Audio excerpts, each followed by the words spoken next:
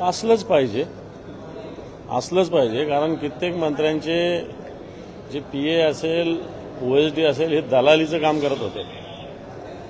आता धनंजय मुंडे प्रकरणातून लक्षात आलेलं आहे की कशा पद्धतीनं दलाली कोणते ओएसडी कोणते खरं तर येईल नाव आता अधिवेशनात आणू आम्ही की कशा पद्धतीनं यांचे रेट कार्ड होते बदल्यामध्ये कोण मग कोणत्या पेनांनी सह्या करतात कोणते खाजगी दलाल आहेत जे खाजगी लोक पण ओएसडी ना काही जणांचे।